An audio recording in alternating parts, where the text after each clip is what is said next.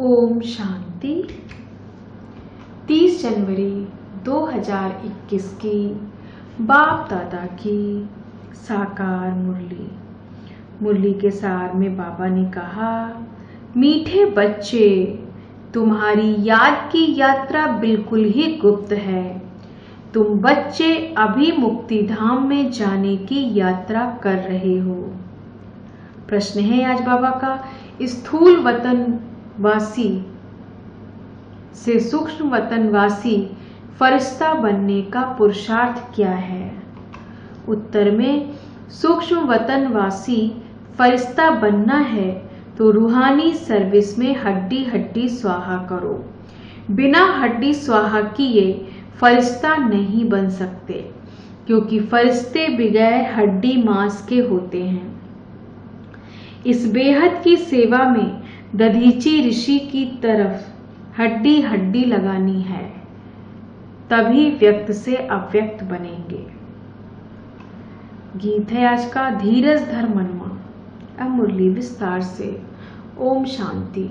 बच्चों को इस गीत से इशारा मिला कि धीरज धरो। बच्चे जानते हैं हम श्रीमत पर पुरुषार्थ कर रहे हैं और जानते हैं कि हम इस गुप्त योग की यात्रा पर हैं। यह यात्रा अपने समय पर पूरी होनी है। मुख्य है ही यह यात्रा जिसको तुम्हारे सिवाय और कोई भी नहीं जानते हैं। यात्रा पर जाना है जरूर, और ले जाने वाला पंडा भी चाहिए। इसका नाम ही रखा हुआ है पांडव सेना। अब यात्रा पर है, स्थूल लड़ाई की कोई बात नहीं। हर एक बात गुप्त है। यात्रा भी बड़ी गुप्त है, शास्त्रों में भी है। बाप कहते हैं, मुझे याद करो तो मेरे पास आकर पहुंचेंगे। यह यात्रा तो हुई ना। बाप सब शास्त्रों का सार बताते हैं, प्रैक्टिकल में एक्ट में ले आते हैं। हम आत्माओं को यात्रा पर जाना है अपने निर्वाण धाम। विचार करो तो समझ सकते हैं, यह है मुक्ति धाम की सच्ची यात्रा। सब चाहते हैं हम मुक्ति धाम में जाएं। यह यात्रा करने के लिए कोई मुक्ति धाम का रास्ता बताए, परंतु बाप तो अपने समय पर आपे ही आते हैं। जिस समय को कोई नहीं जानते हैं, बाप आकर समझाते हैं, तो बच्चों को निश्चय होना है। बरोबर यह सच्ची यात्रा है जो गाई हुई है। भगवान ने यह यात्रा सिखाई है। मन मना भव, मध्याजी भव। यह अक्षर भी तुम्हारे काम के बहुत हैं। सिर्फ किसने कहा, यह भूल कर दी है। कहते हैं देह सहित देह के सब संबंधों को भूल जाओ। इनको ब्रह्मा बाबा को भी देह है। इनको भी समझाने वाला दूसरा है, जिसको अपनी देह नहीं है। वह बाप है विचित्र, उनको कोई चित्र नहीं है। और तो सबके चित्र हैं। सारी दुनिया चित्रशाला है। विचित्र और चित्र अर्थात जीव और आत्मा का यह मनुष्य स्वरूप बना हुआ है, तो वह बाप है विचित्र। समझाते हैं मुझे इस चित्र का आधार लेना पड़ता है।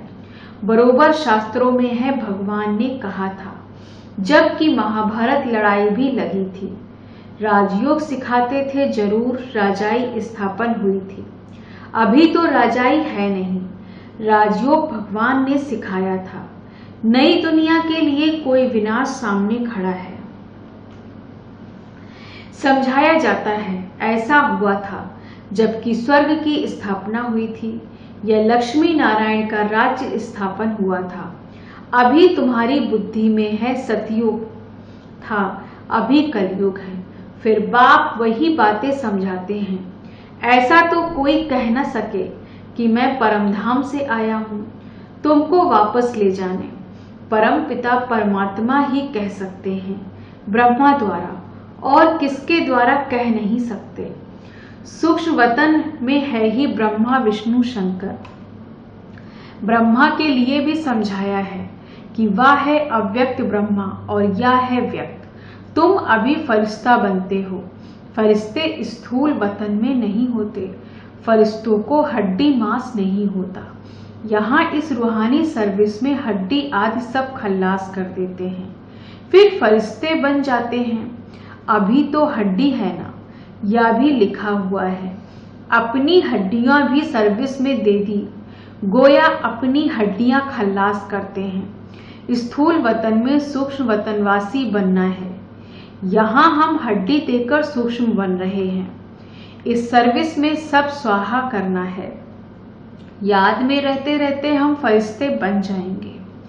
यह भी गाया हुआ है, मिरुआ मौत मलुक का शिकार। मलुक फरिश्ते को कहा जाता है। तो मनुष्य से फरिश्ते बनते हो, तुमको देवता नहीं कह सकते। यहाँ तो तुमको शरीर है ना। सूक्ष्म वतन का वर्णन अभी होता है, योग में रह फिर फरिश्ते बन जाते हैं। पिछाड़ी में तुम फरिश्ते बन जाएंगे, तुमको सब साक्षात्कार होगा और खुशी होगी। मनुष्य तो सब काल का शिकार हो जाएंगे।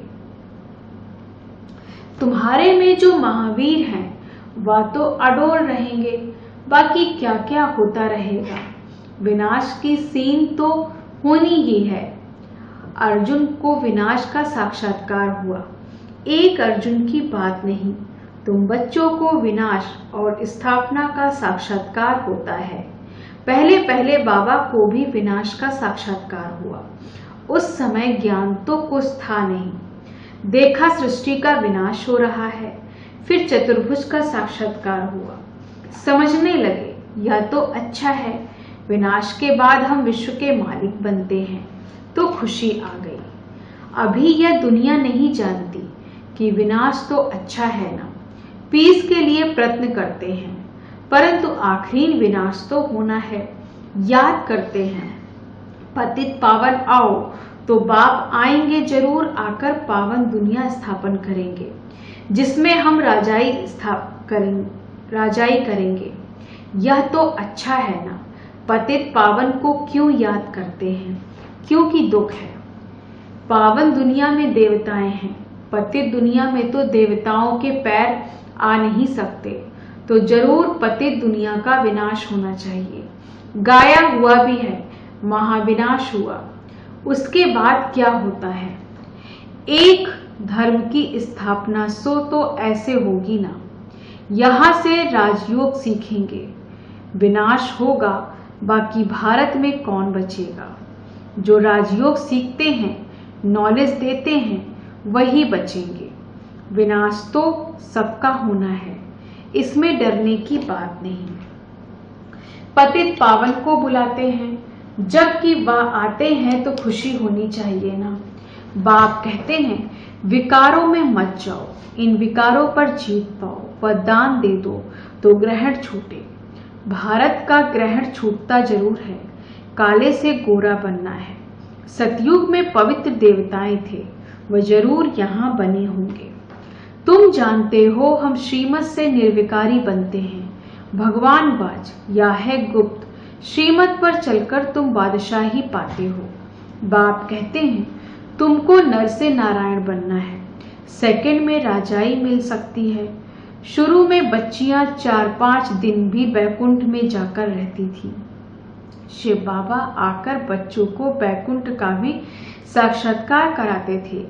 देवताएं आते थे, कितना मान शान से, तो बच्चों को दिल अंदर खाता है। बरोबर गुप्त वेश में आने वाला बाप हमको समझा रहे हैं। ब्रह्मा तन में आते हैं, ब्रह्मा का तन तो यहाँ चाहिए ना। प्रजापिता ब्रह्मा द्वारा स्थापना, बाबा ने समझाया है। कोई भी आते हैं तो उनसे पूछो किसके पास आते हो? बी के पास। अच्छा, ब्रह्मा का नाम कभी सुना है? प्रजापिता तो है ना। हम सब उनके आकर बने हैं, जरूर आगे भी बने थे। ब्रह्मा द्वारा स्थापना तो एक साथ में ब्राह्मण भी चाहिए। बाप ब्रह्मा द्वारा किसको समझाते हैं? शूद्रों को तो नहीं समझाएंगे। यह है ब्रह्मा मुख वंशावली ब्राह्मण। शिव बाबा ने ब्रह्मा द्वारा हमको अपना बनाया है। ब्रह्मा कुमार कुमारियां कितने ढेर हैं, कितने सेंटर्स हैं, सब में ब्रह्मा कुमारियां पढ़ाती हैं। यहाँ हमको दादे का वर्षा मिलता है। भगवान वाच तुमको राजयोग सिखाता हूँ। वह निराकार होने के कारण इनके शरीर का आधार लेकर हमको नॉलेज सुनाते हैं। प्रजापिता के तो सब बच्चे होंगे ना, हम हैं प्रजापिता ब्रह्मा कुमार। ब्रह्मा कुमार शिव बाबा है दादा, उन्होंने अडॉप्ट किया है। तुम जानते हो हम दादे से पढ़ रहे हैं ब्रह्मा द्वारा। यह लक्ष्मी नारायण दोनों स्वर्ग के मालिक है ना। भगवान तो एक ऊंच से ऊंच निराकार ही है। बच्चों को धारणा बड़ी अच्छी होनी चाहिए। पहले पहले समझाओ, दो बाप है भक्ति मार्ग में। स्वर्ग में है एक बाप, पारलौकिक बाप द्वारा बादशाही मिल गई, फिर याद क्यों करेंगे। दुख है ही नहीं जो याद करना पड़े। गाते हैं दुख हरता सुख करता, यह अभी की बात है। जो पास्ट हो जाता है उसका गायन होता है। महिमा है एक की, वह एक बाप ही आकर पतितों को पावन बनाते हैं। मनुष्य थोड़े ही समझते हैं, वह तो पास्ट की कथा बैठ लिखते हैं। अब तुम अभी समझते हो, बरोबर बाप ने राजयोग सिखाया जिससे बादशाही मिली। 84 का चक्र लगाया।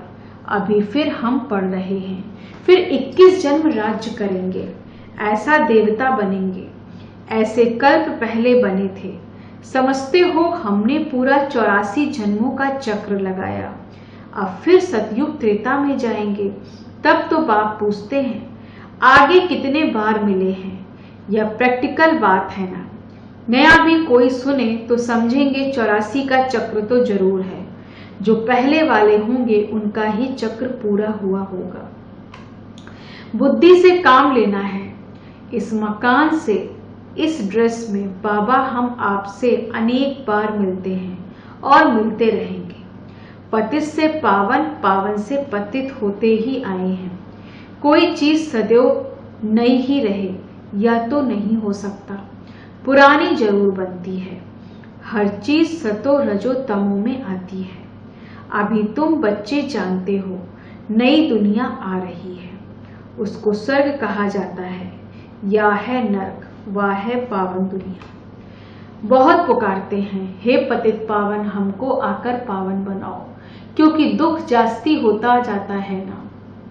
परंतु यह समझते नहीं कि हम ही पूज्य थे, फिर पुजारी बने हैं। द्वापर में पुजारी बने, अनेक धर्म होते गए, बरोबर पतित से पावन, पावन से पतित होते आए। भारत के ऊपर ही खेल है। तुम बच्चों को अब स्मृति आई है। अब तुम शिव जयंती मनाते हो, बाकी और कोई शिव को तो जानते ही नहीं है। हम जानते हैं, बरोबर हमको राजयोग सिखलाते हैं। ब्रह्मा द्वारा स्वर्ग की स्थापना हो रही है। जरूर जो योग सीखेंगे, स्थापना करेंगे, वही फिर राज्य भाग्य पाएंगे। हम कहते हैं बरोबर हम कल्प कल्प बाप से यह राजयोग सीखे हैं। बाबा ने समझाया है अभी यह 84 जन्मों का चक्र पूरा होता है, फिर नया चक्र लगाना है। चक्र को तो जानना चाहिए ना। भल या चित्र ना हो तो भी तुम समझा सकते हो, यह तो बिल्कुल सहज बात है। बरोबर भारत स्वर्ग था, अब नरक है। सिर्फ वह लोग समझते हैं कलयुग अजुन बच्चा है। तुम कहते हो या तो कलयुग का अंत है। चक्र पूरा होता है। बाप समझाते हैं मैं आता हूँ पतित दुनिया को पावन बनाने। तुम जानते हो हमको पावन दुनिया में जाना है। तुम मुक्ति, जीवन, मुक्ति धाम, शांति धाम, सुख धाम और दुख धाम को भी समझते हो, परंतु तकदीर में नहीं है तो फिर यह ख्याल नहीं करते कि क्यों न हम सुख धाम में जाएं। बरोबर हम आत्माओं का घर व शांति धाम है। वहां आत्मा को ऑर्गन्स न होने कारण कुछ बोलती नहीं है। शांति वहां सबको मिलती है। सतयुग में है एक धर्म। यह अनादि अविनाशी वर्ड ड्रामा है जो चक्र लगता ही रहता है। आत्मा कभी विनाश नहीं होती है। शांति धाम में भी थोड़ा समय ठहरना ही पड़े। यह बहुत समझ की बातें हैं। कलयुग है दुख धाम। कितने अनेक धर्म हैं, कितना हंगामा है। जब बिल्कुल दुख धाम होता है तब ही बाप आते हैं। दुखधाम के बाद है फुल सुखधाम। शांति धाम में हम आते हैं, सुखधाम में फिर दुखधाम बनता है। सतयुग में संपूर्ण निर्विकारी, यहाँ है संपूर्ण विकारी। यह समझाना तो बहुत सहज है ना, हिम्मत चाहिए, कहाँ भी जाकर समझाओ, या भी लिखा हुआ है। हनुमान सत्संग के पीछे जूतियों में भी जाकर बैठता था, तो महावीर जो होंगे वह कहाँ भी जाकर युक्ति से सुनेंगे। देखिए क्या बोलते हैं, तुम ड्रेस बदलकर कहाँ भी जा सकते हो उनका कल्याण करने। बाबा भी गुप्त वेश में तुम्हारा कल्याण कर रहे हैं ना। मंदिरों में कहाँ भी निमंत्रण मिलता है तो जाकर समझाना है। दिन प्रतिदिन तुम होशियार होते जाते हो, सबको बाप का परिचय तो देना ही है, ट्रायल करनी होती है। यह भी गाया हुआ है, पिछाड़ी में सन्यासी राजाएं आदि आए।